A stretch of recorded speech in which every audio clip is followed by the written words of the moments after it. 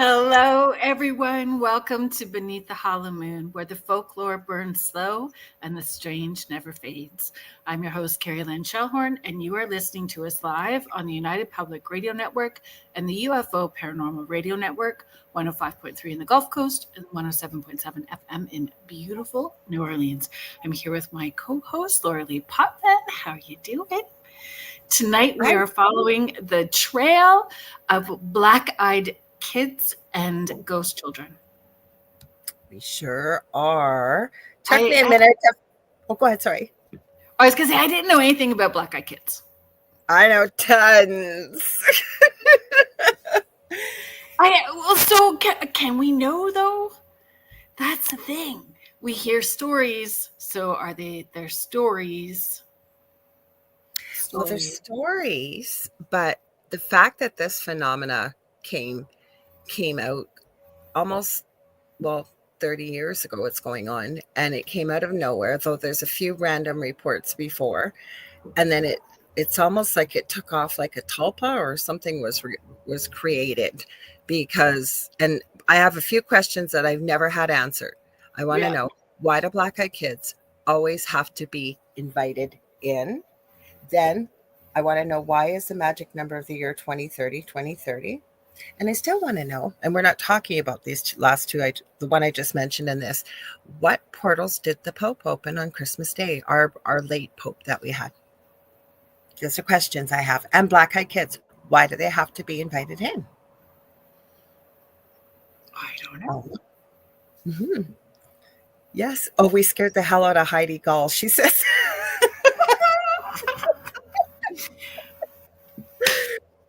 Mission accomplished.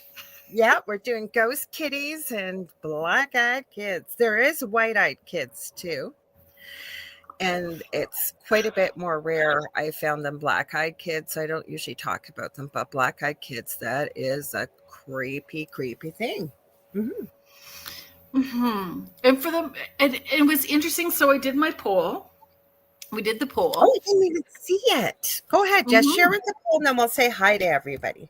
Yeah, we did the poll. So those of you who participate, it's super funny watching. I don't think not everyone appreciates the polls, but you can scroll by the polls. Don't have to participate in the polls. I do appreciate the folks who participate, though, and I love that. And there was a number of people that responded and sent their ghost children stories to us, and we're going to read them tonight. So I appreciate everybody that has sent stories in. So the poll I put up was, do you believe black-eyed children are? Mm-hmm. And so I put urban legend, demonic, hybrid, or an alien. And so by far everyone chose urban legend. The next up was demonic. People chose that as the second, but the lead was urban legend. And that's kind of where I was falling too, until we did it. Like, I did a little bit more research, and then I'm like, I think them things are some kind of hybrid of something. That's what I pick, hybrid. Yes, I think there is some kind of something. Oh, good. I see some people are saying that they like the polls too, so that's good to know. Well, we'll say hi in just a minute, and we'll read all their comments. But yes, the polls are fun. I've had such a busy day doing It Seems Like Nothing, including you got to experience that my dog has now learned how to lock me out of the house. I love it when our pets become velociraptors. Oh my gosh, yeah, but she doesn't have the little tiny, not velociraptors, but T-Rex hands when she figures it out. She knows that handle does something to the door to open. So I think she figures if she's just going to master it somehow by hitting it and then the claw comes down and it hits the lever to the glass door, and so funny. It's locked out. And it happened real time. You had just finished telling me the story, and then we were talking, and she did it real time while we were talking.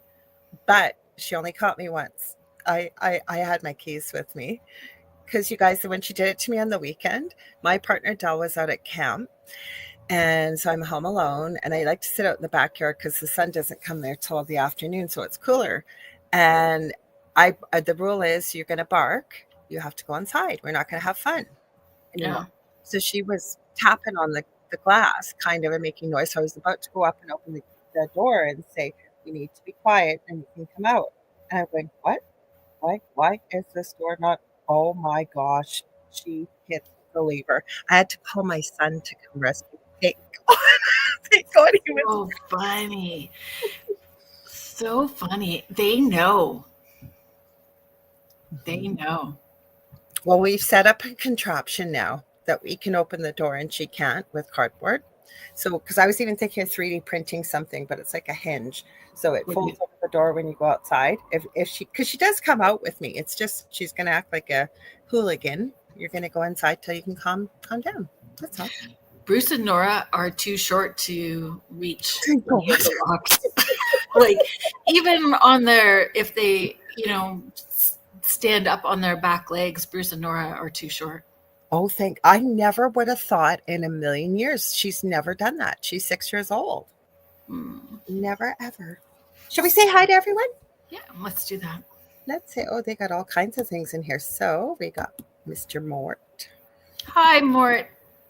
Hi, Thank Mort. you for being here. Astrolite Paranormal. Victoria, hello. Thank you for popping in and saying hi. Heidi Goal, hello. Hi, Michelle Wilfong. Hi, I'm going to give a quick shout out. We've got Chauvin Joyce. I hope I said that right, over on Instagram too, so I don't forget. And we got Contessa Martins, thank you for being here. We're not on TikTok tonight because they've banned me till after our show ends, and then they're going to give it back.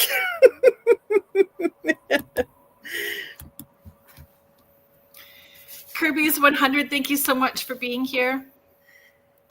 Everyone's saying hello. Ken Stockla, he's actually, I know him from high school. He said, very interested to find out. Okay.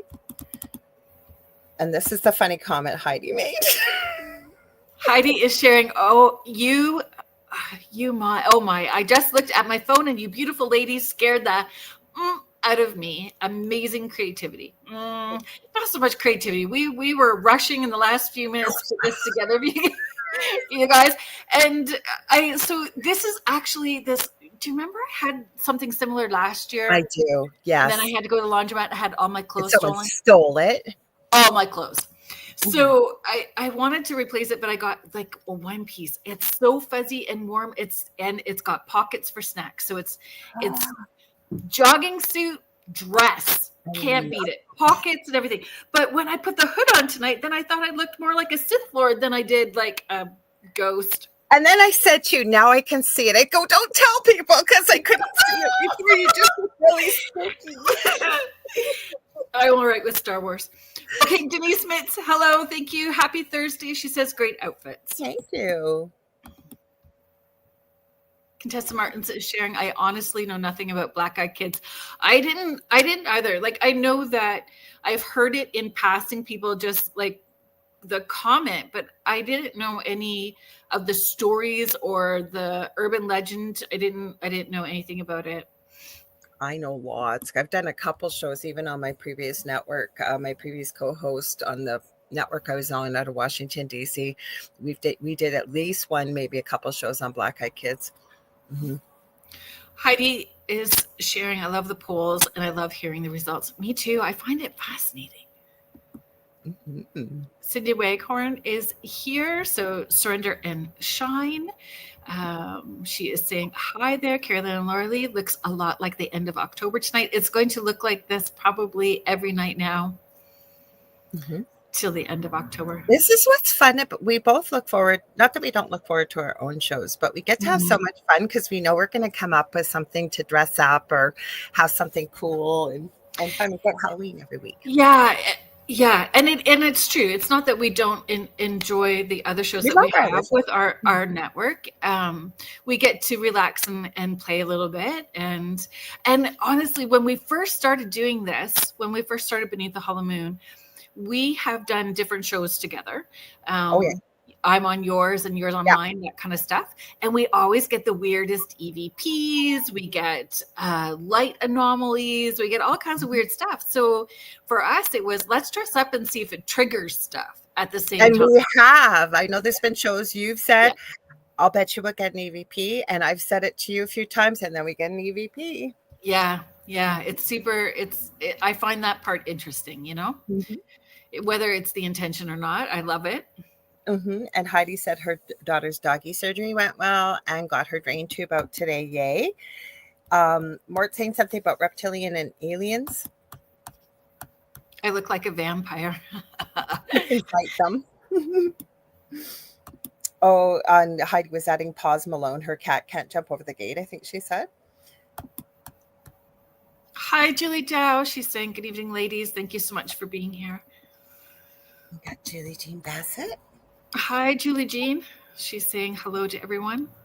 I'll give you a quick shout out, Julie. She's got a course coming up, I believe, this weekend, beginner animal communication course. So check her out at juliejeanbassett.com, and she can help you with any issues or healings with your animals or Earthside or across the Rainbow Bridge. She's also a shamanic practitioner, very powerful healer on both of those realms. So you can check her out for that at whitetailshamanichealing.com. So, Heidi said something about triggers here. Yeah, using triggers. So I was talking about us dressing up as a trigger. Okay. Sorry, I'm a little slow. Yes. So we were talking. That's what took us a minute because I usually download a lot of stuff. We don't use most of it, but if there's something, and I don't always send you things, but I sent you this because this was pretty freaky deaky, was it not? Yeah. So if you have not heard of Black Eyed Kids or know a lot, this video was super interesting to me because a lot of them just felt created. Like I didn't really find a whole lot that felt unless we were going to do one that we're just going to laugh at it and we know that it was made up, so not setting that. But this one is interesting. Okay, so I'm going to make it big. I got to unmute it. Finally, let me make it bigger. It said I could go full screen because I tried that before I went live. So full screen. Are you gonna go? It was supposed to go big full screen and it didn't. Isn't that weird? I'll see if it will again if I hit the wrong button. Nope. I guess that's as big as it's gonna go because it was full screen before. Okay, so let's start right at the beginning. I'm trying to make it as big as I can. As an experiment, he set up his laptop camera to record overnight while continuously playing this low-frequency tone in hopes that he would actually lure a black-eyed child to his door and catch the incident on camera. On the first night, his laptop camera recorded nothing.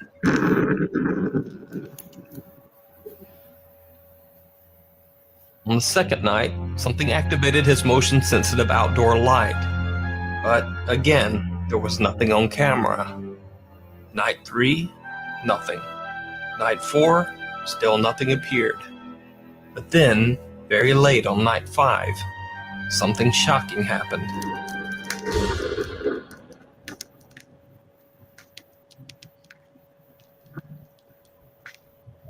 Someone appears on the front porch, standing and staring inside the house for over an hour.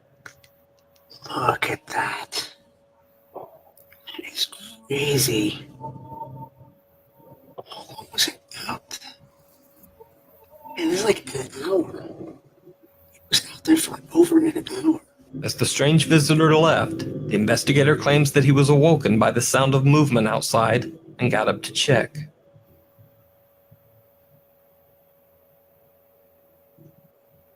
Hello?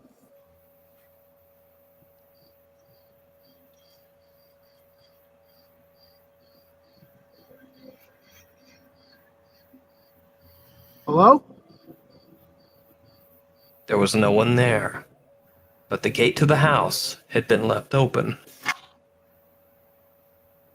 Eerily enough, the man lives in a secluded area, only accessible via a long unpaved road through the woods, so any visitor at any time would be uncommon.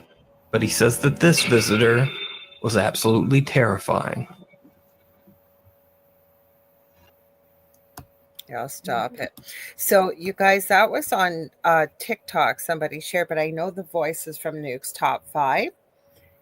When you see it bigger on the screen, it's pretty creepy, is it not, Kerrilynn? Oh yeah, it's super creepy. It's super creepy. And it looks like a teenager. It looks like a teen. And just staring, like not really moving. So the questions that I had after was, we don't know some of the backstory. We don't know if the investigator actually told anybody that he would be setting up that experiment so somebody could be messing with him, showing. I have questions. Yeah, because they knew. Because why low frequency? And Exactly. all the years I've known about this, what made this person decide to use low frequency? Because I've never heard of that before, pulling someone in.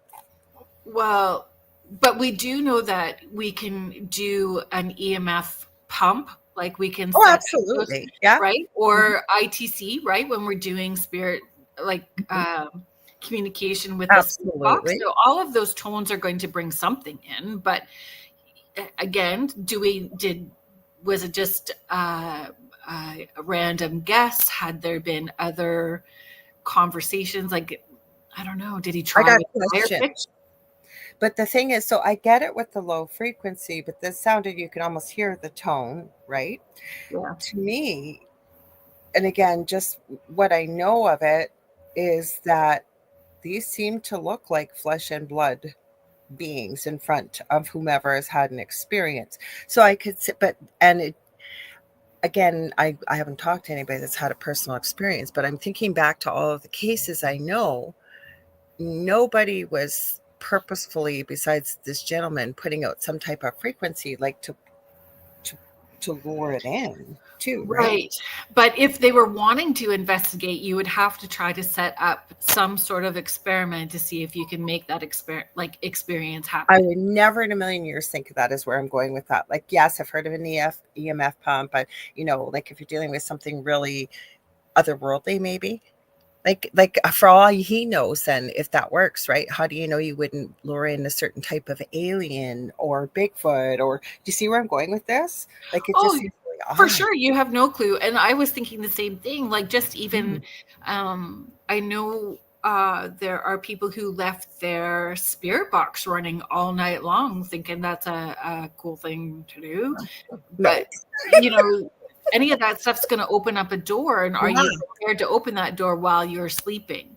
So, that's the other part. If you're setting this up to see what would happen, are they making the assumption that they're going to knock on the door to wake you up? And if they were, isn't that part of the urban legend that they knock on the door and they ask to be let in? That whatever. But not just doors, cars. Yes. Should we give the history? Do you want me to do the history? You want to do the history? You can do the history. I looked up different theories as to what they potentially could be.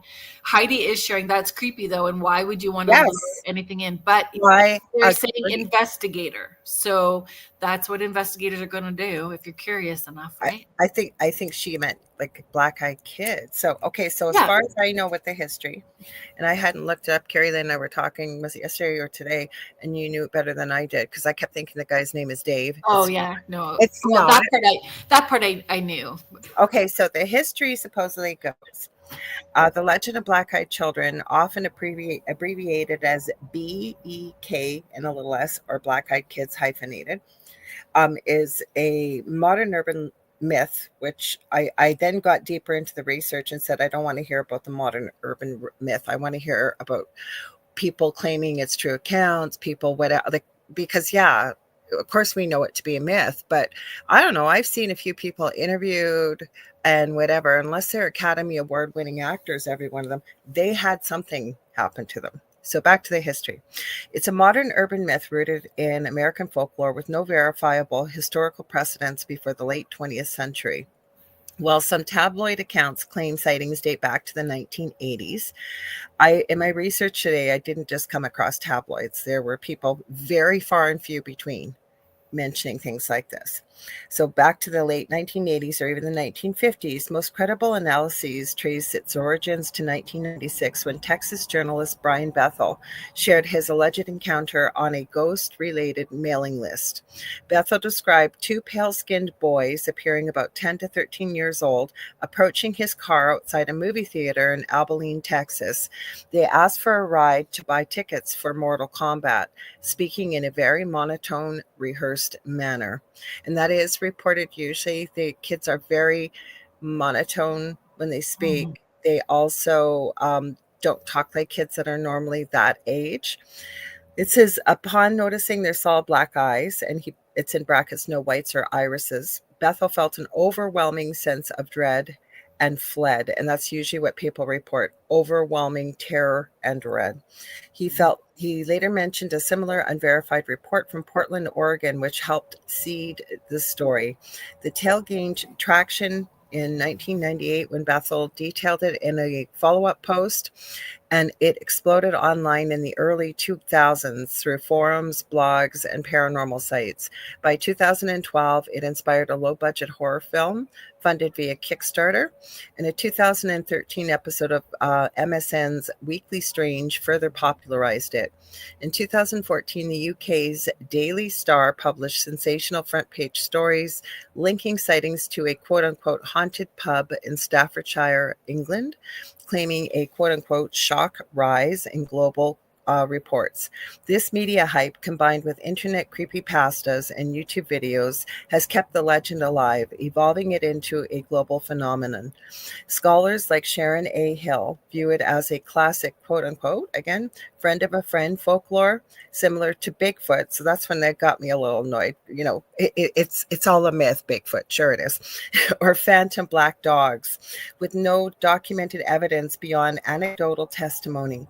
Parallels exist in older myths such as Irish changelings or Native American quote-unquote water baby spirits, but these are superficial and not direct ancestors. The only thing I'm going to add to this story, the people that have, because my one other question was too, well, what happens to the people if they do let them in? And there are stories of that, and these people have some pretty unusual, really awful illnesses like radiation poisoning, develop like a really rare form of cancer and are sick. Like a lot of things do happen when people report that they let them in.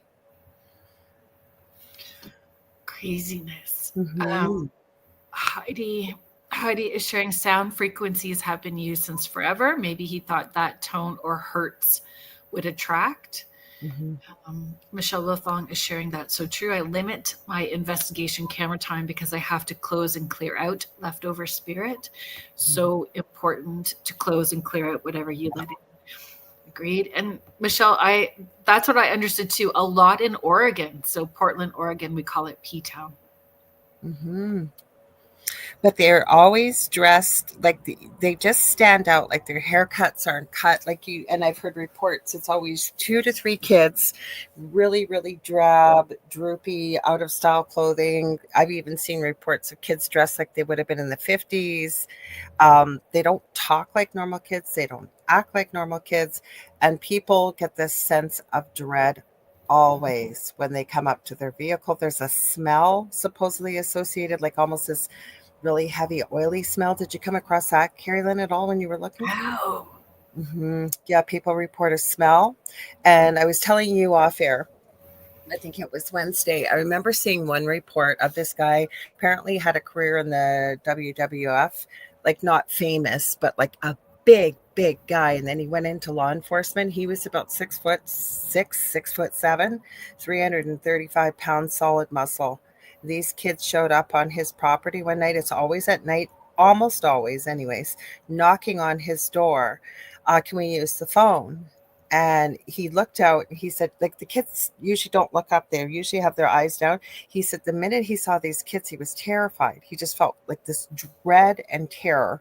And then the kids look up because they don't stop. They keep getting more and more and more insistent, and they have to be invited in. And so I as the story went, I seen this a couple of years ago.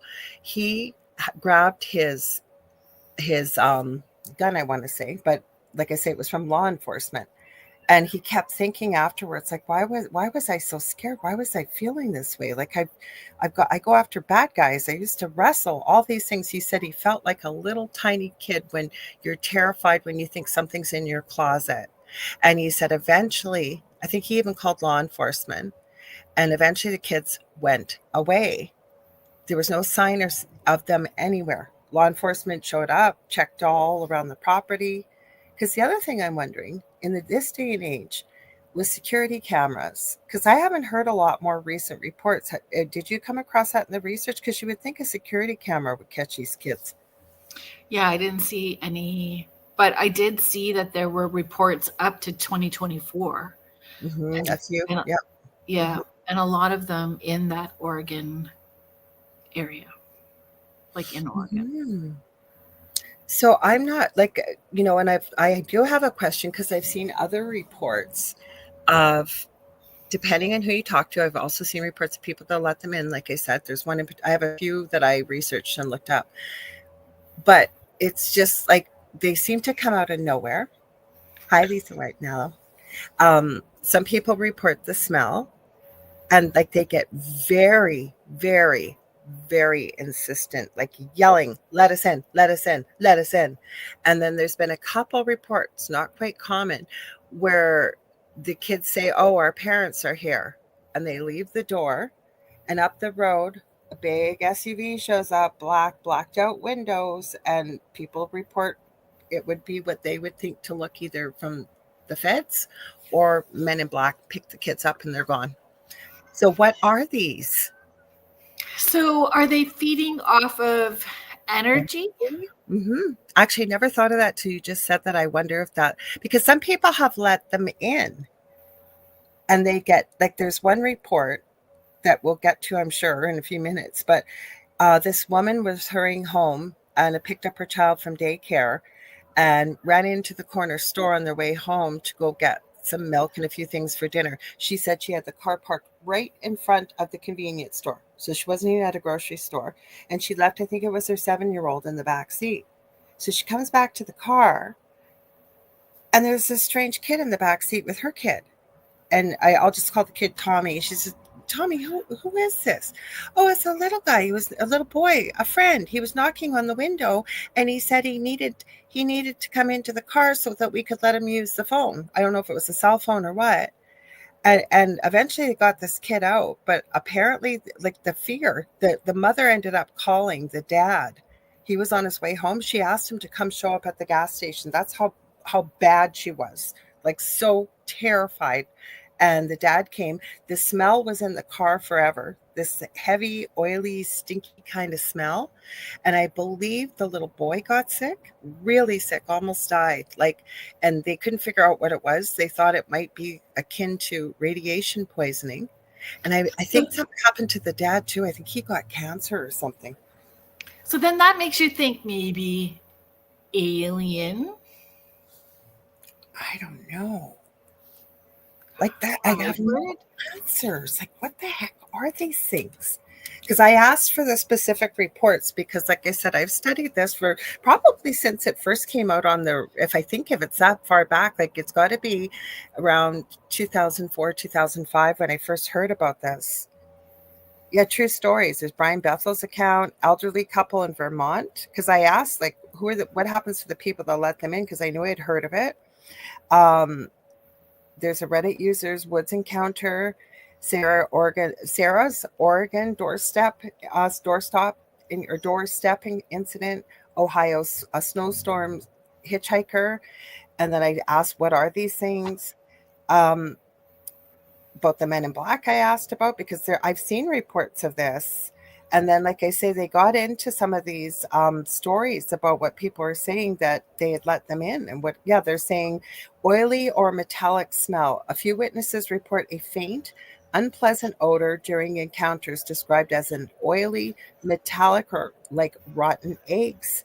This is rare, but noted in stories like a 2015 encounter where the smell lingered after the black-eyed kids. And I know it did with the little boy that let the other kid in. And there was only one with this little boy. There wasn't right. like So if we were going to use the D word. Yep.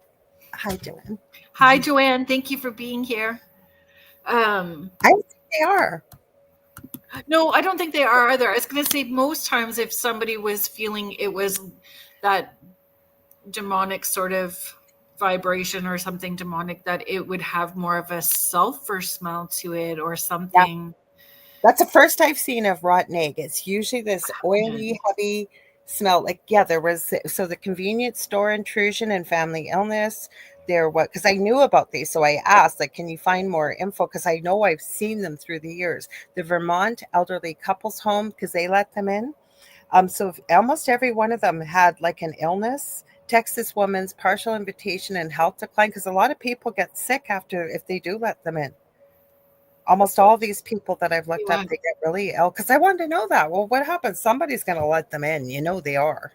Yeah. Mm-hmm.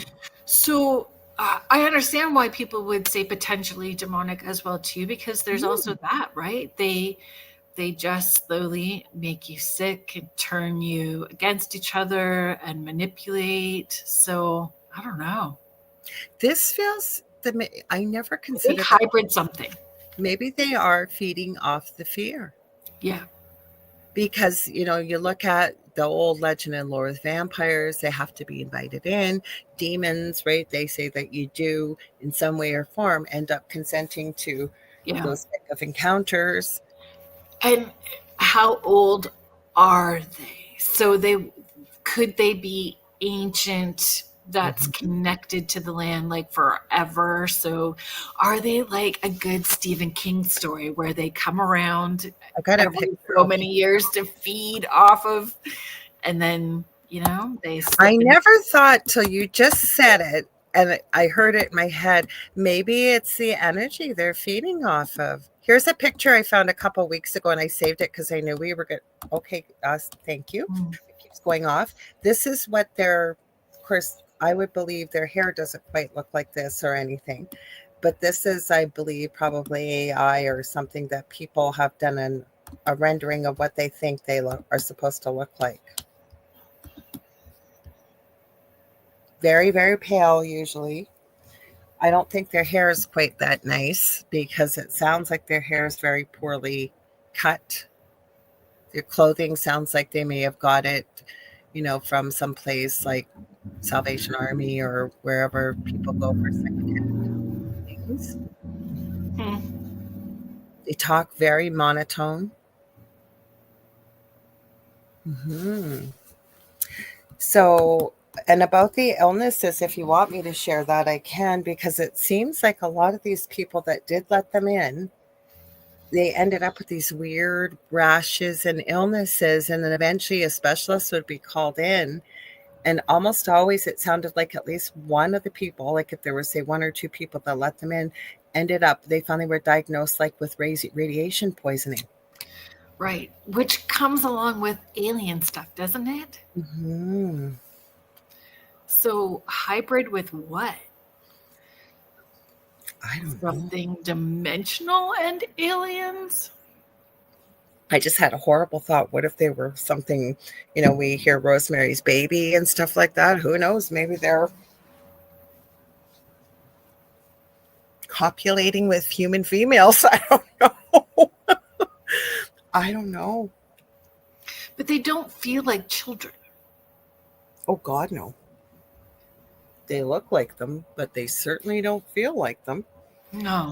I'll give you the story of the Vermont elderly couples home invitation. It's undated, but it was shared in the early 2000s on Paranormal Reports. Do you want me to share that one? Sure. Okay, so one of the most cited accounts involves an elderly couple living in a remote snow-covered town in Vermont. Late one winter night, they heard exactly 3 loud knocks at their front door. Peering out, they saw a boy and a girl, both around 10 to 12 years old, standing motionless, and they usually are motionless, in outdated clothing that seemed ill-suited for the cold. Yes, I've heard that too. So it could be freezing, snowing, and they're just wearing a ratty old hoodie and ill-fitting jeans. The children avoided eye contact and politely asked, "Our parents will be here soon. May we come in to wait?" Feeling sympathy for what appeared to be lost kids, the couple hesitated but ultimately invited them inside, believing it was a compassionate thing to do. The children entered silently and sat on the couch without a word. The wife went to the kitchen to prepare hot cocoa. Isn't that sad? They're probably this nice little old, grandmotherly and grandfatherly couple, like being kind, right? And it says, well, the husband attempted small talk, asking where they lived or why they were out so late, but received zero response. Their family cats, usually affectionate, hid under furniture and refused to approach. And that I'm glad that I saw that there, because most people's pets want nothing to do Oh, with yeah. Then you know. Yeah, then you know. As the wife returned with the drinks, she finally made direct contact with the children and saw their eyes, solid black voids like endless pits. An overwhelming wave of terror hit her. So that's what it seems to be too. Once people look into their eyes, like they see something weird, they kind of notice it's a bit odd, like because these kids sometimes show up in the middle of the night, like, and kids that small wouldn't be out alone, but it seems when they see their eyes. So, yeah. Do demons have baby demons? I don't know. Well, here's what happens. So we'll get to the illness part. Sorry. So anyway, oh, it's okay, because I got questions. We want to hear what you guys think too, because nobody's got an answer. I don't think this is modern. I don't think that this is folklore. Like a lot of people, I've seen people interviewed. I've seen people talk about their experience, and I believe they experienced something. So it says, okay. Most of us would respond to a child. So there's some psychological manipulation in there. Absolutely. Or the thinking that the manipulation could happen. But most of us get super creeped out. The idea of that kind of stuff is super creepy. Mm-hmm. Well, this is what happened. She said an overwhelming wave of terror hit her, accompanied by dizziness and nausea. At that moment, the house power flickered and died, plunging everything into darkness despite a full generator backup. The children then stood abruptly and said in unison, "Our parents are here," before walking out the open door without another word. The couple, still shaken, followed them to the porch, and this is what I've heard from a few accounts, what's coming up. They then said, so they followed couple followed them, still shaken, to the porch, saw a black sedan idling at the end of the driveway. No headlights, no engine noise. Two tall, shadowy figures in dark suits. In brackets, it says reminiscent of Men in Black, and this is not the only story I've heard this happen on. Stood beside it. The children got in, and the car drove off into the night, vanishing around a bend. There's a little bit more. In the weeks that followed, the aftermath was devastating. A faint, oily smell permeated the house, refusing to dissipate even after deep cleaning. And that's usually what happens. And then it says the husband began suffering severe bleeds, with blood pouring from his face without cause. Both developed aggressive skin cancer, diagnosed as advanced melanoma, consistent with high radiation exposure, along with hair loss, fatigue, and internal bleeding. The wife reported burning sensations on her skin as if exposed to an invisible heat source, and their remaining pets fell ill, one cat hemorrhaging internally and passing away. The couple attributed these radiation-like symptoms to the black-eyed kids' presence, believing the entities left behind some toxic energy field. Tragically, both passed away within months of the encounter, and the story has been shared posthumously by a relative who found their notes. But this is common. Like if people let them in, this is common. What happens? Mm-hmm. And the stories are backed up and verifiable, or the stories are like the telephone game where it's repeated and maybe added to? Would I say that this is scientific evidence, that there's medical reports and stuff to back it up? No. Like they said, it's a relative who shared these. I don't know if these people kept notes or what they did, or like, did I speak to the mother? Have I seen a recorded interview? Because the next one's the convenience store intrusion and family illness, same thing. So it could be, I guess, sort of like the telephone, or they've been interviewed, or, it'll be featured on a paranormal type thing, but there's nothing verifiable. Like there's nothing, because to me, if you're that ill, and I know over the years I've run into people that didn't with this research, but I've run into people that have had talked about their medical reports, like they were willing to surrender the medical reports to prove that this is Yeah. what they're diagnosed with. And more people have agreed. Cindy Waghorn is sharing, yeah, that is creepy, something without a soul. More and more people have ring cameras, door cams, cell phones on them all the time. You know, people are quick to catch, you know, the person being rude to the clerk at the restaurant. So, you know, you would think there'd be some CTV or CCTV footage. But why did all their lights go out? Yes. Even with the backup generator? Yeah. Like, are they able to manipulate camera equipment too? I don't know. Are they, or is it the beings that are in the vehicle that are strong enough to manipulate those situations as And well? the vehicles don't always show up, okay? I've heard reports of this. The other thing is, though, there have been reports of people calling law enforcement and cops getting there pretty quick. And it's like as much as these kids seem to appear, they disappear. Like they're looking around, there's no signs, there's no footprints, there's nothing.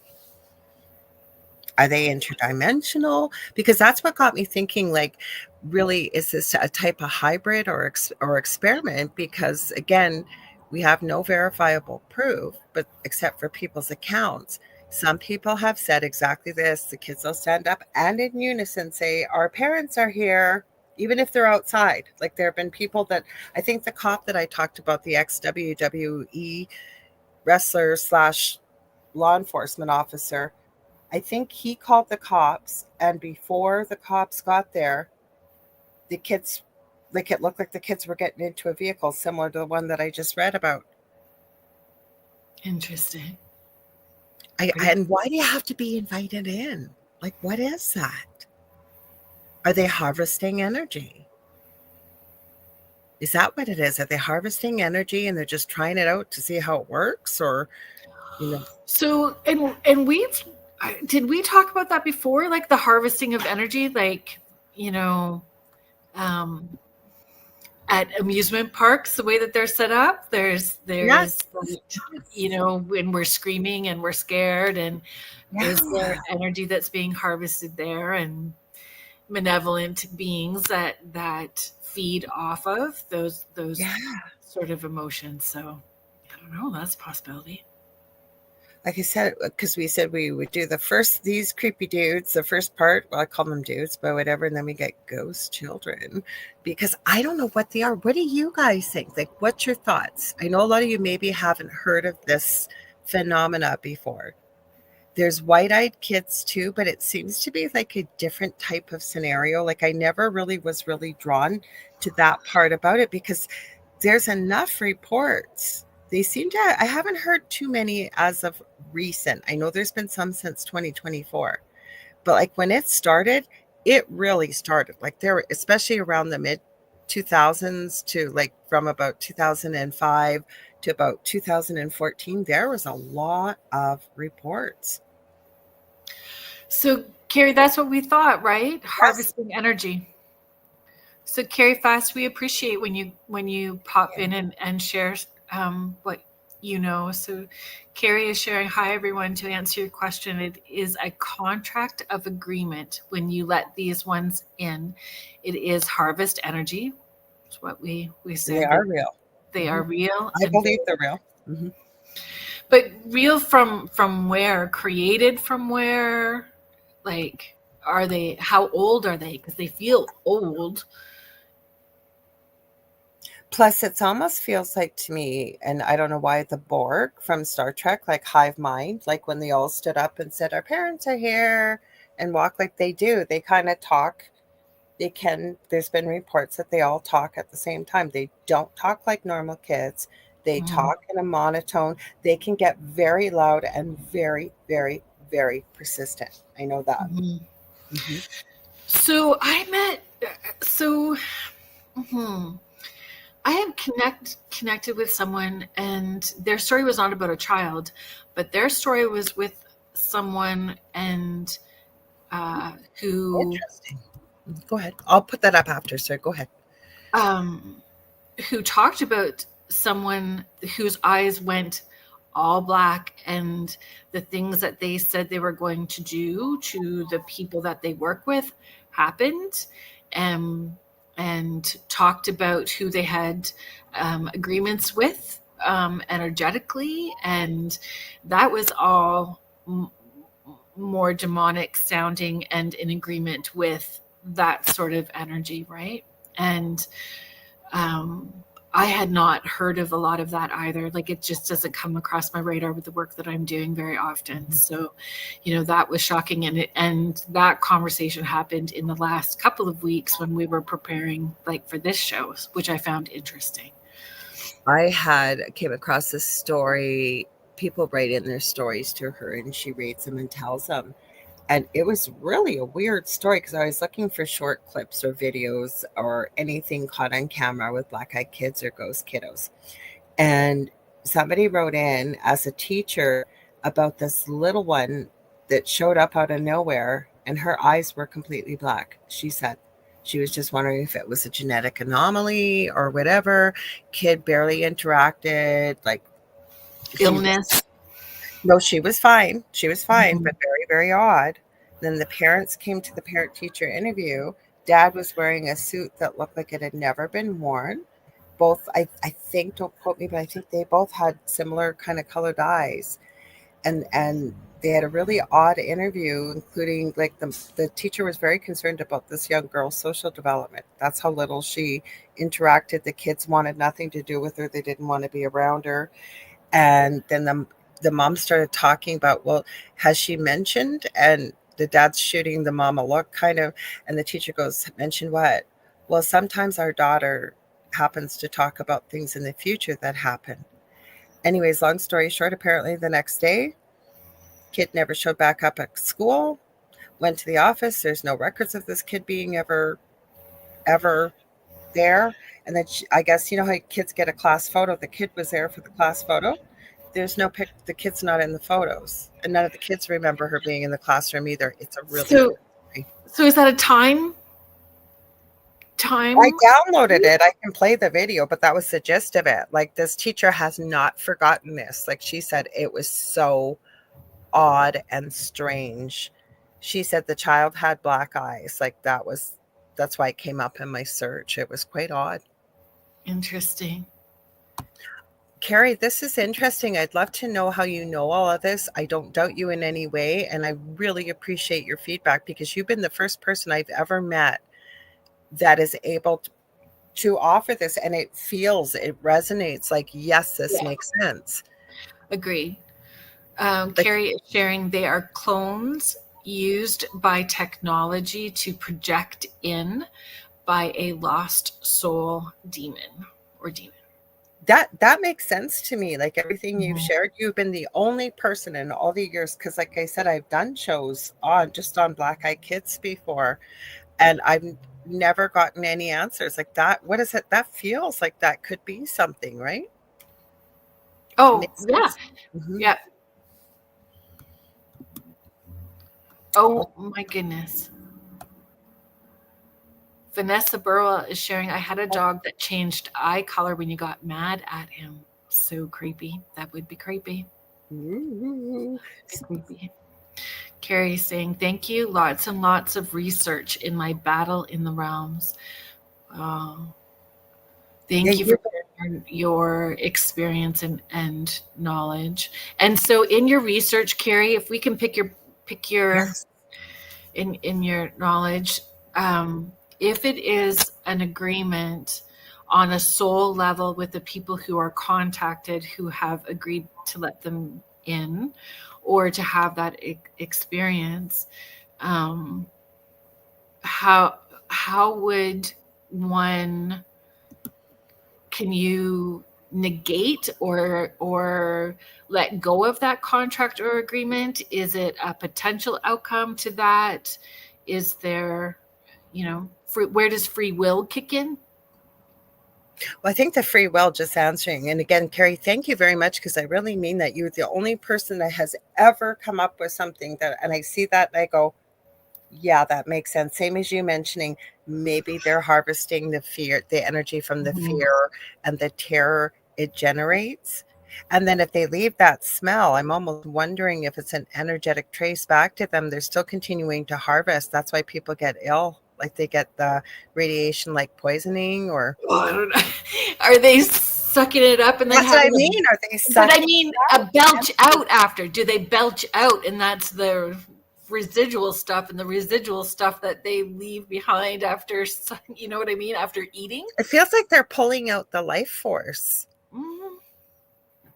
Because people report if you've got that smell, you can't get rid of it. Like the lady, the convenience store car, she could not get rid of that smell out of her car. Never heard the rotten eggs before. It's always a thick, metallic, oily, really repulsive smell is the way people have described it. Right. Yeah, it's creepy. I don't know. I think that maybe the smell or whatever that is, that oily residue, that like ectoplasm, you know, like it's leaving something behind, and that's what makes it.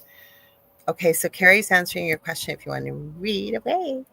Yes, repent, break contract. I use these words, the Lord's Prayer, as a template. Forgive us our trespasses as we forgive and release those against us.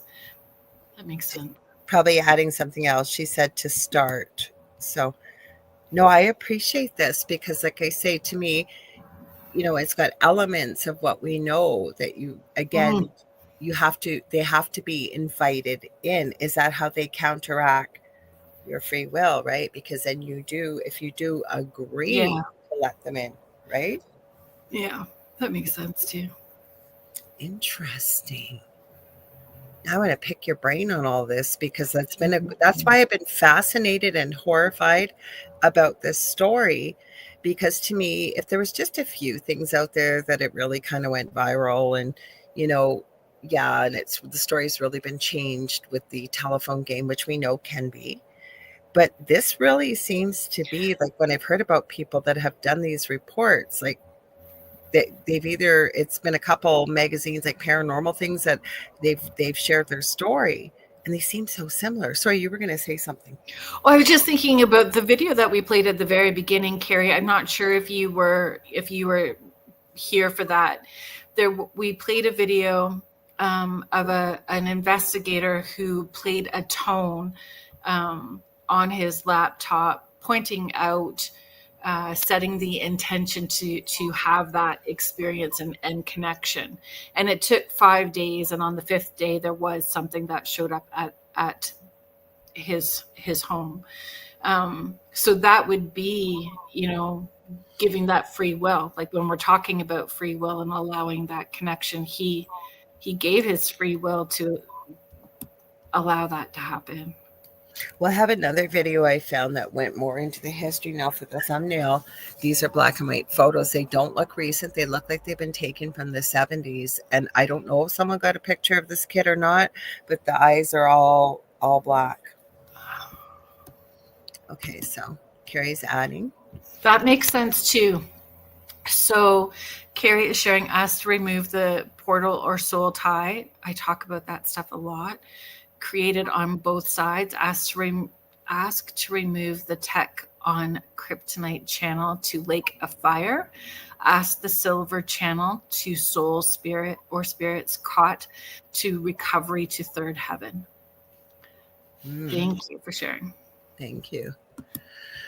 Yeah, so should we do our station ID? I told you, if we got talking about this, people are going to talk about it, because a lot of people have never heard of it, or other people have heard a bit about it. Like, it's a fascinating subject, and it's not something that's super huge like Bigfoot or aliens or ghosts or things like that, or cryptids, but it exists. Am I doing the station ID? If you don't mind, or you want me to do it? Certainly. Okay, so if you are just joining us now, thank you so much for being here and being with us. You are listening to Beneath the Hollow Moon.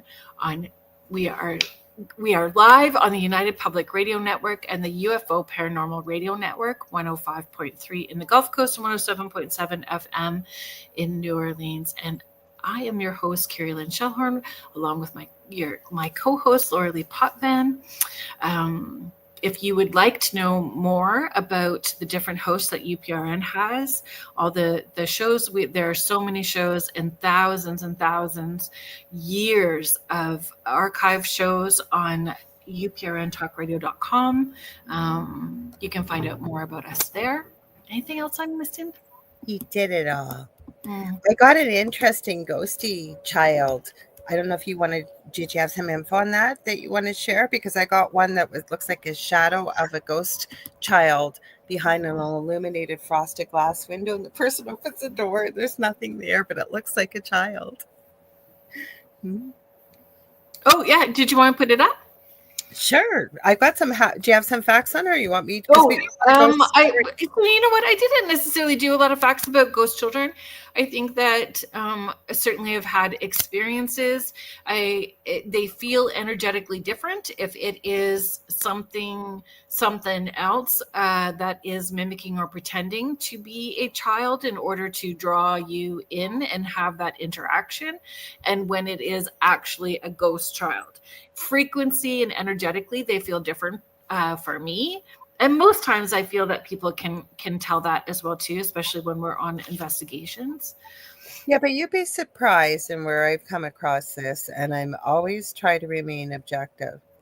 But I'm a little sus when you hear about, or you're watching something, or people are talking about a ghost child, because knowing I never ever wanted to know about the D word, but whatever was in my house was pretty dark and evil. No, I did not have any ghost children, but what's the best form that you could take to worm your way in, especially if you need permission? A child. Now, somebody like yourself that's very sensitive, I think I'm pretty sensitive, but there's a lot of people that aren't. And that's the part that's difficult, right? Right. So from my experience only, and I'm not saying that I'm an expert. From my experience, what feels lower, that where they're mimicking or pretending to be, other things are happening at the same time. There's other experiences that are like the illnesses, or beyond the haunting. Ladies, thank you so much. They're saying, hi ladies, looking good, very interesting topics. Thank you so much for being here and chiming in. Folks, please watch Beyond Haunting. Yeah, we do. We adore Beyond the Haunting. Not all of you, but yes, Leanne, Corinne, and Kelly, their special is coming up in October. Yes, and they are now on APTN as well too. So you guys can check out the shows there as well. So I have the little ghosty video. Do you want me to share it? It was interesting. I was looking for a few things. I found a few things. So hang on. We're going to make it bigger, guys. Hopefully it's going to go bigger. Let's see. I got to unmute. Okay, didn't mute it. Good. Let me see. We got a lot of stories too, which is really cool tonight. Yeah, we do. Hello. It's the silhouette of a childlike figure standing behind the shower door. Sorry, I thought it was a mirror. I just felt something staring at me. So I was like, okay, I'm just going to mess around, and started recording. I didn't see it personally with my own eyes. I seen it in the camera. It was scary. The figure remains completely still. Did you say something, Kerrilynn? Yeah, I said it's super interesting because I've had that experience where when I'm looking in the camera, I'm seeing one thing, but in my eye, like off the camera, it's not there. And I think that this, just from the voice that's narrating, this is taken from one of the bigger TV channels that reviews hauntings and things like that. Like, we're not talking about, a paranormal show. Well, I can't remember. I can't think of one that would be out there, but people, they look at different phenomena and report about them. So you've had this happen too. So it's not that long. So I'll continue sharing it. Hang on. As if it's trying to evade detection, until it moves ever so slightly. Who are you? Hello? Marlene leaves the bathroom in a hurry, shaken by the experience, and posts the video to social media, hoping for an explanation. Instead, she gets some doubters. So she returns to the bathroom later with her son. Excuse me. Stand in the shower real quick so I can show people something. Oh my gosh, your please. son's your kid. A lot of people were commenting saying that I put my kids into the shower and recorded the video. So I put my son in the shower as a comparison. Clearly, the two figures are distinctly different. Yes, I thought that was kind of cool to share that. That looks like an alien. That is a little gray. I don't know what it was. I just thought it was cool. It might be another one I have because I downloaded quite a few before I ran out. We're lucky my computer, you guys, is hanging in there. My charger went on me, so to run out, go get something to work, and it's working. Yay. Yeah. But I did download a few, and then you sent me a picture. I didn't know if you wanted me to share that or where you want to go with this. Sure. I mean, we can. It's interesting. We can get a lot of conversations going about pareidolia and all that kind of stuff. There was 2 photos from that experience, and this was one of them. So I met a lady, Tamara Brennan, from where I live, and she does spirit photography. And so she sets you up in this dark room, like in a black room, just used a regular digital camera. And this was like, This is the one, right? I'm going to pull it up because it'll come up probably right away. yeah. So it was 10, 11, 12, at least 12 or 13 years ago. And she asks you to think about who you would want to connect with on the other side. And I had a number of miscarriages. So in my head, I was thinking about who I would want to connect with on the other side and show up in a photo that would be awe, like make that awe happen for me. So I thought about the babies that I had miscarried. I thought about my great grandfather who I'd never met in person, and I wanted Archangel Michael. Those were the 3 people that I was thinking about that I would want to show up. And so she gets you to stand with a shadow box. It's all black like it is in here with no lights. And she just snaps the photo. So that image to the left is the flash from the digital camera, which is a regular digital camera. And the images, my great grandfather showed up completely. Like you can see his full big like mustache, his Is that the one that you showed when we were on one of the? Oh, that was an incredible picture. Wow. Yeah. So it's the same photo. It's in that same shot. So, whether it's pareidolia, if it was the spirit showing up for me in that photo, but I know that the kids in spirit show up quite a bit for me, and so that was it was just interesting. It's interesting. I love it. I don't think it's pareidolia or pareidolia. I think it's it almost looks like, if you will, a fetal form. Yeah, it's very tiny baby. Mm-hmm. Mm-hmm. Yeah, definitely. But I thought it was comforting, and I think that's where I'm super careful when people send me those photos to look at, in remembering to also try to meet people where they're at, because belief systems play a big part in this as well too, right? And still being able to educate people at the same time. I got to tell you, though, if I had a client come to me and had shared a very touching story, and I thank you for sharing yours with us. To me, I wouldn't lie to someone, but I don't think I would say to them, oh, it's just pareidolia. I think that would give somebody some comfort, and you know what? And if it helps with the healing process, who am I to tell someone that I think it's just that pareidolia? repairability. Yeah, and I find with photos, taking photos on investigation, sometimes things don't, especially with the Polaroid camera, they're not always there right away. Like when you see them the next day, then there's something there. So I don't know.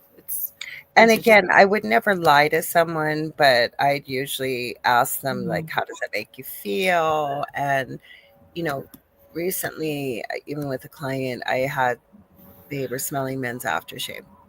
And they were joking. They get sense of humor. I've had men in this house for years. Anyways, they're very intuitive, but they're working on their gifts. And so I gave them some homework with their consent and said, if you can, make sure you're grounded, take some deep breaths, and where you smelled that smell, just sit with it. Sit with it and see what it is. And they picked something up and they wanted to know, what did I think?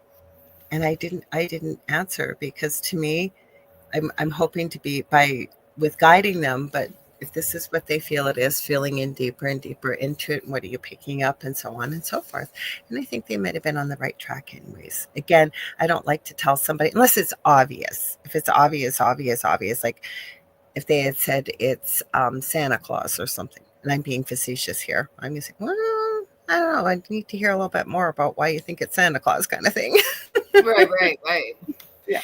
But I mean, definitely kids there are kids in spirit or ghost children that show up on investigations quite a bit. And from my experience, they have a history attached to the location.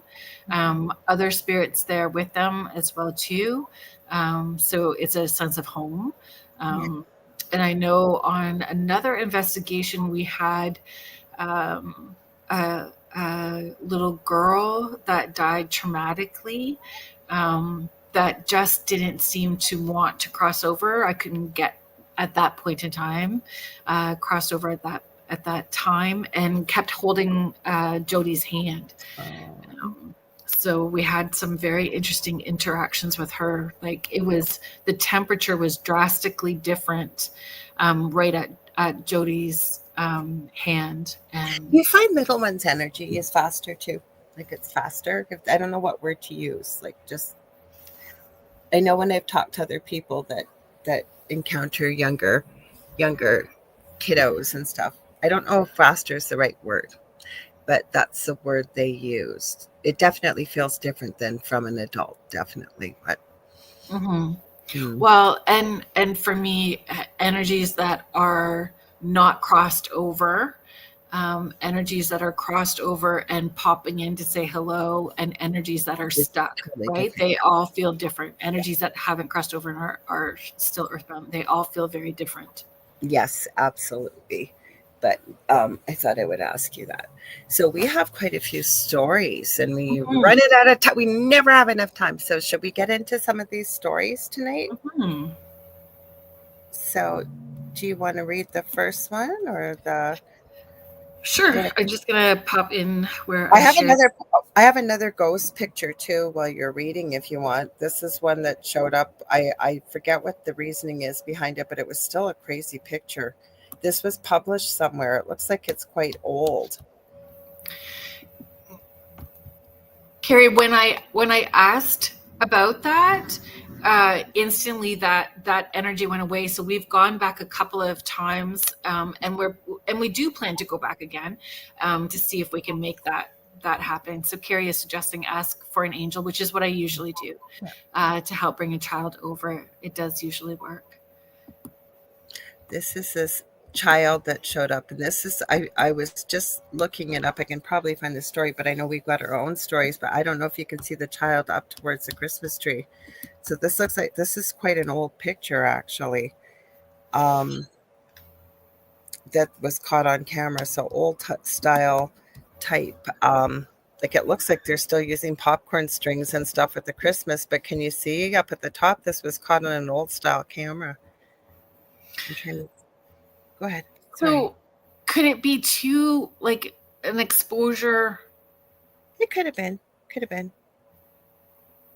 I'm trying to remember what the story is here. It just was interesting. I thought like there's a, because this time I was pretty specific with my, because usually if I get links if I'm using certain AI for searching or whatever, they always want to give me, sorry about that guys, hang on, they always want to give me links that never work. So I said, if you're going to send me links, please make sure they work. As if you want to send them to me on X or whatever you do. Mm-hmm. Yeah, and yeah. Mm-hmm. It was just an interesting picture, especially. I think it is too. I just have different thoughts. I agree. It was an interesting picture, and I was going to say I'm always wanting to believe if that's a family member, I just want that to be real for them. Like I want them to. I'm looking for the story. I think a full body child. That's not it. At Rosemont Mansion, there was a whole bunch of them in here that they sent me, and I tried to just copy and paste and have a quick look, but I agree. It could very well be a double exposure to the, like, just because it's older photographic equipment, it wasn't 100% accurate all the time either. I mean, it was less manipulatable than today's things, but we have to always debunk, right? And I think that's a good thing to stick with. We always need to debunk things or consider other possibilities. Yeah. Not always a ghost. I agree, Carrie. It might be stuck contact to the earth, say the Lord's Prayer with them. I hate hearing about little ones stuck. Agreed. I think we all do. Mm-hmm. Mm-hmm. Sorry. I used to work in the NICU. I think I was saying this to you. I have said many times, and I wasn't a mother yet, and it broke my heart working up there. But now that I am a mother, I could never work with kiddos. It would hurt my soul. I'm not kidding. It really, really would. Mm-hmm. Connie has a question. Contessa Martin's asking, I have a question. When the spirit crosses over, how is it that they come to visit and are able to go back, yet some spirits remain? Do you think it's unfinished business? I've always felt them as omnipotent, like an angel that can come back and back. Perfect word. Perfect word. Mm-hmm. When my son passed away January 15th, as you well know, I've shared many times this year, and I find that he's not around as frequently as he was in the beginning, but I had no doubts about that he hadn't crossed over. And I love that you use that word omnipotent, because that's exactly what it is. Not limited with a body, right? And the frailties that we have as a human being physically. Yeah. And the frequency just feels different for me when they are stuck. It sounds like the teacher from Charlie Brown. It's got this muddle, and it feels like slogging through mud. That's what I was going to say. Heavy, sticky. That's where I was going to go. That's what it feels like to me. Like just heavy. There's a difference. There's a difference, definitely. So the first story is from Linda, and I shared that photo that we had because it felt in alignment sort of with the story from Linda, and then we'll go on to the other stories. Okay. So Linda is sharing, about 14 years ago, I experienced several months of knowing I had a little spirit sitting in my lap at night. It only happened if I was alone in the living room. My cat would stand on the arm of the couch going crazy, batting at the air above my lap. One day, my friend Linda Doyle, a gifted psychic, was visiting me. She looked at me and said, "You have a new entity around you." I immediately responded saying, "I know, a little girl, very tiny." I couldn't see her, but I could feel her energy connected to mine. Linda described her as absolutely angelic. She said her only purpose was to bring joy. When my daughter told me she was pregnant, the visit stopped. Jade Nevia, heaven backwards, arrived, and I knew immediately she was the soul who had been visiting me. From the time she was very small, she would sit in my lap for hours, not wanting to play with other kids, always just wanting to sit in my lap or as close to me as she could. My daughter moved in another city then and would randomly come to visit because she said Jade was pining for me and asking to come. Jade, truly still at 13 years old now, is angelic and brings joy everywhere she goes. One of her challenges will be wanting to make others happy over her own needs and wants. Thank you for sharing, Linda. That really is a beautiful story. And I love it. I really, really love it. Um, I'm wondering, and it's the fact that you made that connection to Linda, like, right, about Mhm. I Yeah. don't want to say spirit, the soul of this child that was coming to join your family. Do you want me to read Donna's? Yes. Yeah. Okay, so Donna sent this. I didn't see a child's ghost, but I was a secondary leader at a Girl Guide weekend in Michigan probably 40 years ago now. I was 24, 25 years old at the time. Our girls were invited by the Girl Scouts to join them for a weekend, but I can't remember where in Michigan. We were on a huge piece of property surrounded by forest, but were sleeping in a large cabin on the floor in sleeping bags. In the cabin, there's probably 30 of us. Sorry, I lost my way there for a minute. Something woke me at the time, and I was sure someone had called my name. Excuse me. And in an unknown environment, I probably startled awake. None of the girls were up or even moving, but a shape caught my eye moving amongst the girls. To me, it looked like an older woman, grandmotherly kind of vibe. I think I asked her who she was, and I saw her look at me, but continued to check on the girls. And then I just didn't see her anymore. It was unsettling, but I remember not mentioning to anyone I was with at the camp about it.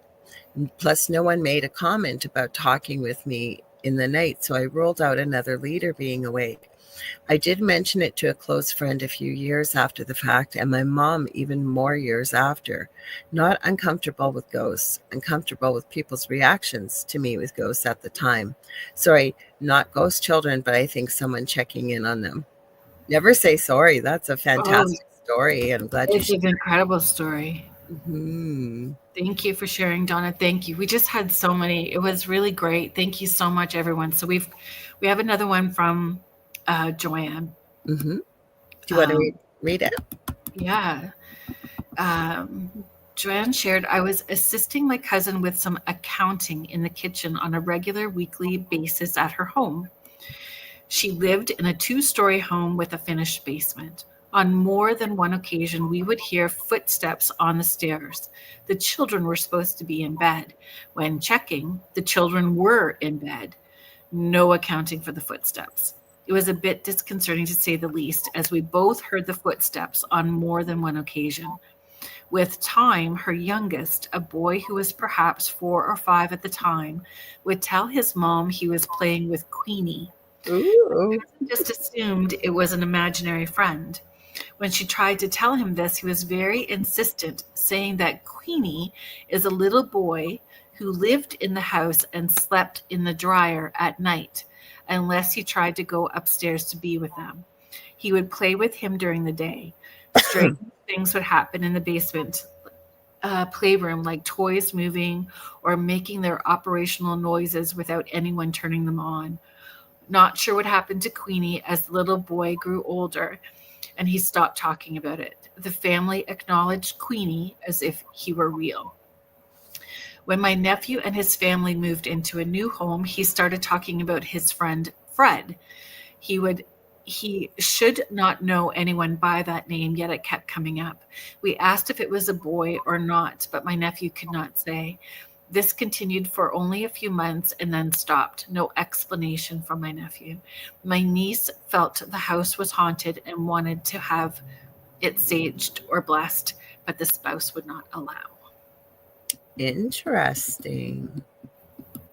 I know I always, at the people like clients or whatever that I've worked with, I will say to them, plus I've said it on air a lot of times too, that if your young child, usually it's a toddler to preschooler, talking about an imaginary friend, find out more about that imaginary friend. Oh yeah, Mhm. yeah. And we both of our children, like both of yours and all 4 of mine, saw things when they were. Oh yeah. Yeah. I can still remember my first paranormal experience when I was between 3.5 and 4. I said, well, maybe this time when you come to Thunder Bay, I know we don't have a lot of time, but I think that house is still standing. So it was a house we were on. It was called Archibald Street. And it would have been between 1968 and 1969. And I remember my parents were renovating the house. I think I've told this story on here. And I remember my mother was steaming off the old wallpaper. And at that time, it took 37 layers of wallpaper off the walls to get to the plaster. And the house is still standing. So I can just imagine how many more people. That's insane. Mm-hmm. It was a beautiful old house. Creepy as you know what, but mm-hmm. So we got another story. Hang on. This one, I think. Oh, geez, I went too far. I always do. Sorry, guys. Give me a minute here. Is this the one from Trish? Mm-hmm. Yeah. So here is one story, Rhea Ghost Child. I was assisting my cousin with some accounting in the kitchen on a regular. That's Joanne's. I just read that one. Oh, I thought I said Trish. Did I copy it wrong? Oh, I went too high up. Please forgive me. Thank you for that, Kerrilynn. So, hello, ladies. I just told the story to my son's girlfriend today, and then I see this. Life is funny sometimes. Thank you for correcting me. I got up one night to use the washroom. I walked into the washroom. There was a little boy standing there that was about 2 heads shorter than our son that looked exactly like him. I'd never seen anything like this before, so I closed my eyes, rubbed them, and tried to readjust my eyes. But when I opened them, he was still standing there. He was wearing a white T-shirt. He was wearing a white T-shirt with writing on it. I couldn't read the writing. He had a little baseball, I think it's supposed to say little baseball hat on, and jeans. I did not tell my husband or son about this. A short time after this, my husband got up to use the washroom, but stopped dead in his tracks in the bedroom, thinking he almost walked into our son in the dark. He turned the light on, and there was no one there. Sorry, I lost me. Give me 1 second. Okay. He described what he saw, and it was 100% the same little boy that I encountered in the washroom weeks before. Again, we didn't say anything to our son. A short time after this, he went down to the basement to have a shower. He came running up the stairs, telling us that he had seen a little boy in the laundry room. I regret not talking to him, but I didn't know what to do or what to say. At this point, I had had 8 late-stage miscarriages, and I have often wondered if this was our son's brother coming to visit. I felt a deep sadness when I didn't see him again, and that I didn't talk to him when I did see him. I hope wherever these little angels are, that they are experiencing nothing but love in the short time they were there with me. Thank you, Trish, for sharing that beautiful story. Thank you. Mm-hmm. Thank you. Yeah, I think she's kind of right. That's what it kind of feels like, doesn't it? Like it's coming in. And it's so individual. Mm-hmm. And my experience, when it's something different, there's other things that are happening, and it's more rare. It is, yeah. I mean, if it was something dark, for example, yes. What you think? Yes. Yeah. Somebody does something, open up a door, invite something in. Yeah, there's more I don't question every child's spirit. I should add a proviso. Mm-hmm. Exactly what you're saying. There's got to be other stuff going on, or it's a severe haunting is where I'm going with this. Because children, especially younger children, nobody's born with hate or malice or anything like that, right? I think children are the most purest souls there are, besides maybe our pets, right? Unconditional love. Yeah. And so, yeah, if there's other stuff going on, then that's when it's a little sus. Hello, Wayne Mallows. Mm-hmm. Hello, Wayne. Nice to see you. No, we didn't really talk about was changelings. I know. Because you said you had come across that, and I did a little bit with Black Eyed Kids. Not that we're leaving the haunted spirits, but that popped into my head. Mm-hmm. Now, so, sorry. It's been a week. I do know with changelings, like Varla Ventura now too. And when she first opened her merch store, and she always thought it was such a great idea, and she actually created it for the merch store. It was baby onesies with the word changeling on it.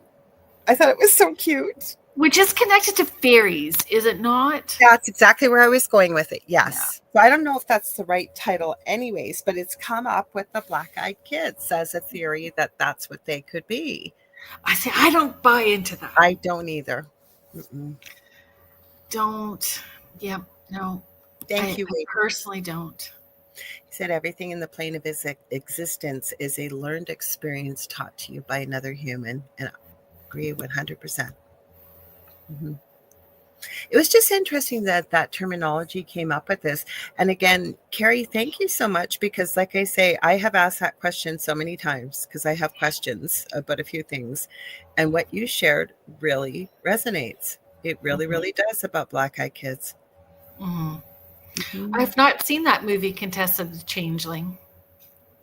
Contessa, I bet you it's scary. Between you and Kerrilynn, you guys have seen every spooky, scary movie, I swear.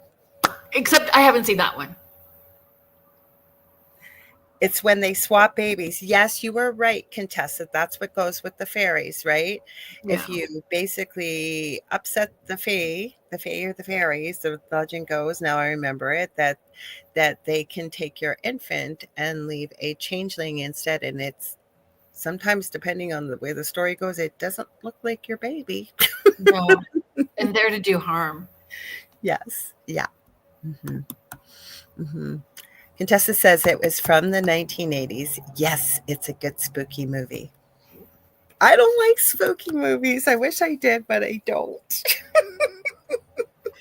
It's so funny.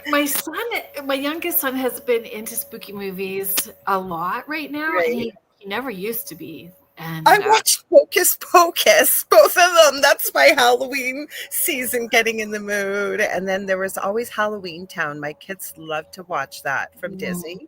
There was 5 different, I think, movies from when the kids were little to almost adult. And Debbie, what was her like? Carrie Fisher, Debbie Reynolds, is it? Plays the grandmother there, and she's the witch. Yeah.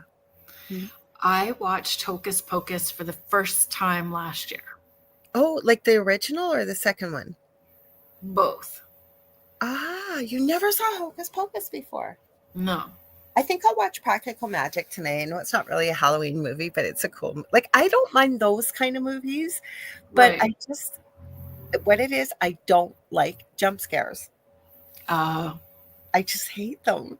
I've said this before, even a suspenseful movie that I have seen before, and I'm not thinking about doing this. There's a suspenseful part coming up. I know what's going to happen, but still, what do? I get up and I start walking around and I start pacing and I got to get moving. Like, and it's like, dude, you know what's going to happen. They haven't changed. Yeah. I'll sometimes still cover my eyes, but I still like doing it. Do you? Oh, yeah, Contessa said Contessa said she just watched the new Conjuring movie. It was so good. So, but not accurate.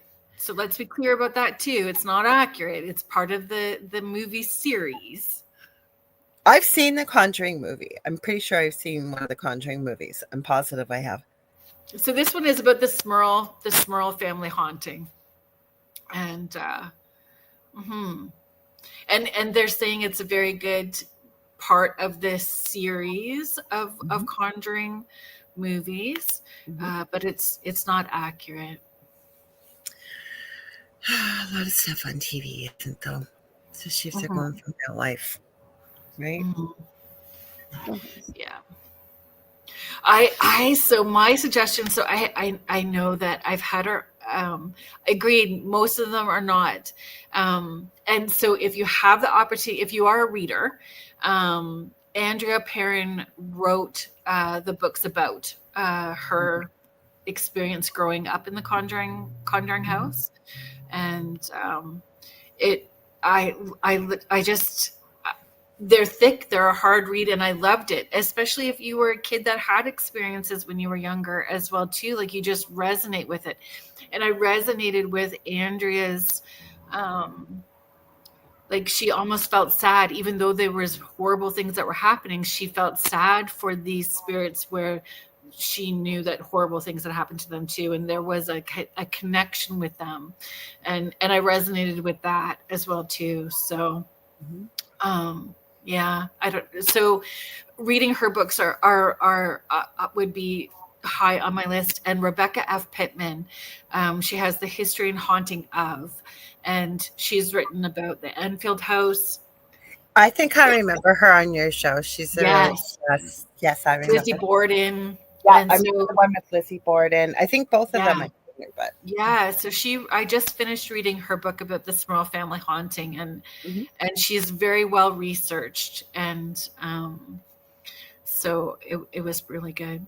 The Last Witch Hunter. Oh my gosh, that one was pretty fun too.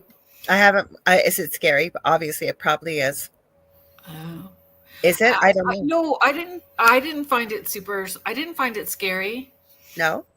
Mm-mm. I've never seen it, so I don't know. I don't know. You know what movie? What series I liked, and I'm sad that they didn't go for another season. Is with Kevin Bacon and the Bondsman. Was it the Bondsman? That they went after a different demon every week. Yeah, I like that series. It's too bad they didn't continue. Agreed. It's not scary like a jump scare, but very, very telling. And I love the series The Witcher, but not Witch Hunter. I've never seen. I might have to check it out. So, Contessa, you say they're making a second to the last Witch Hunter movie? Is that what you said?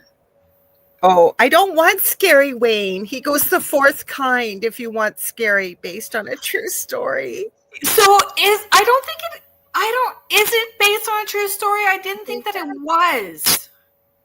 Loosely based on a true story? I don't know. I didn't think it was. I thought it was, because I agree. And I've watched that movie over and over and over again.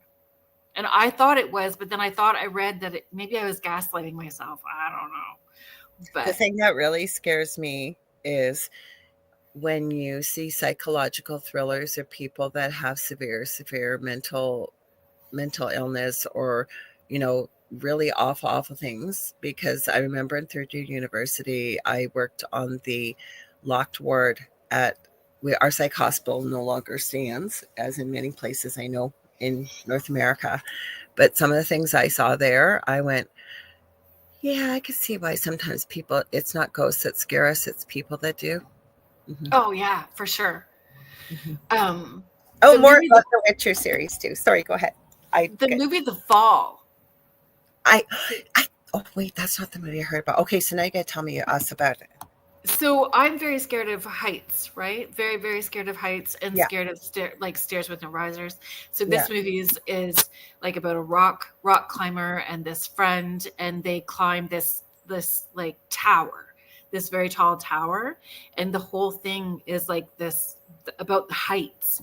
And that movie, I had sweaty palms. I had to get up and walk around. I was so frightened watching this movie about the height. So I agree, Carrie.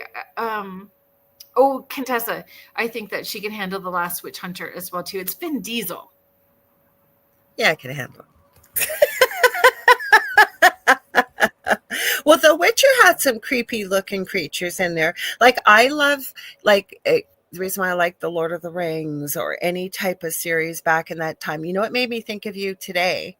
Apparently there is Downton Abbey. The finale is out in theaters right now. Oh, tell me again. Oh, Downton Abbey. Oh, I've never watched it, but my daughter keeps telling me to. I thought you watched it. You didn't watch it? No, I watched Once you start, because I kept hearing so much about it. Once you start, you won't be able to stop, because it's not spooky, but it's just the scenery and the costumes. And I have to say this about British series or TV. They're always so original, but also they take regular everyday people and put them into series. And I love that. Not everybody is running around looking like they should be a supermodel. And that's what I think it makes it more relatable and real to life. Mm-hmm. Oh, okay. So Contessa loves it too. Yeah, good. I love the Brits too. Hi, Kimberly.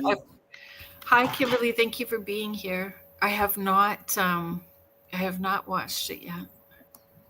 Yeah, you know what?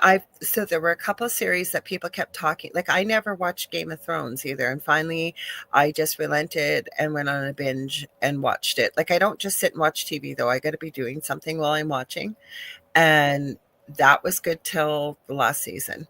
And but I know that he's not because he's not here. It's the middle of the night, but sometimes he pops in. He's in Sri Lanka, and he kept warning me, "You're going to hate the ending, Lorilei." And remember, we talked about the dragon. What happened to that beautiful dragon in the series? We won't ruin it for people, but that was so wrong. There was no ghosts in that series, though. I don't think, was there? Zombies. Zombies, yes. Night No walkers. black-eyed kids. Night walkers. No black-eyed kids. No. So I'm telling you guys, it is a strange phenomena, the black-eyed kids. So we could have probably done a week of shows, probably a week's worth, like of both topics if you wanted to. So if anything, I would feel the takeaway is don't invite them in and don't play the low tone frequencies, inviting Definitely. them in. Now that changes it with what Carrie suggested she believes they are from her research. That why did the low tone frequency work? And Carrie said she wasn't here when we played the video. She had just popped in when she started commenting because it was that now and it so resonates with what you shared, Carrie, about what you believe they are through your research. It's the best explanation I've ever heard, and it feels right. So who's coming on your show? Well, before you answer that, we should let people know second night of the Outer Round tonight, coming up right after this in a few minutes with the lovely and amazing Michelle DeRoche. So, sorry, Carrie is sharing, the technology they emit makes people sick, the low frequency. Yeah, but somebody played a low frequency nonstop for 5 days straight. And on the 5th night, a kid showed up on their doorstep, and they live in the middle of BF nowhere. Super long driveway. Again, Kerrilynn and I said we have questions, right? Like, how do we know for sure it was a black-eyed kid? But that was the intention and why he was playing it. Did I miss anything? Yeah. Tomorrow on Spirit Switchboard. So tomorrow night's on Spirit Switchboard, 6 p.m. Eastern. I have Heather McLaughlin coming on from The Forest. Her website is Come to the Forest. And we are going to be talking about forest bathing, connecting with nature, grounding, intuition, our path and purpose, finding our path and purpose. We're going to be talking about all kinds of connecting it with our community, creating community, and creating community through nature and our ancestors. So we're going to be talking about all of that stuff tomorrow night. That sounds amazing. How about you on Monday? Well, I'm going to, sorry. Go ahead. I'm just going to promote like next week too, folks. Not that Heather's not going to be a great show, but I do have Snipe coming back on. I love Snipe. Everyone loves Snipe. So Snipe is coming back on next week. Of course, you had to throw that in there. So on Monday, I have Sonia Roy coming on. She's an ex-Royal Canadian. Yes, she's an ex-Royal Canadian Mounted Police officer, bilingual, First Nations, psychic, medium, and healer. And she's been on. She comes on at least three times a year. But you know what? She's always writing books. She's got some incredible healing techniques, and I have no idea what we're talking about, but I guarantee you she's gone to some incredible places since I last had her on. I think to Japan, and I don't want to say Nepal, but I'm telling you, we're going to have a great show. I know that. Week after, I have to promote the week after. So 2 Mondays from now, we have the incredible, amazing Kat Ward from Paranormal Heart. Finally coming on the So fun. So I get to meet her in person. Oh, rub it in. November 1st when I'm at the Station Theater doing Love Life Afterlife. So she's going to come and we're going to investigate the theater after. So I'm hoping that we can do a bunch of like quick videos for everybody and say hello. So I think we might have a minute or two to answer this question because I thought it was a good question, Mort. So he's asking, what would be considered a low frequency? 5 megahertz, for example? I have no idea. I don't know.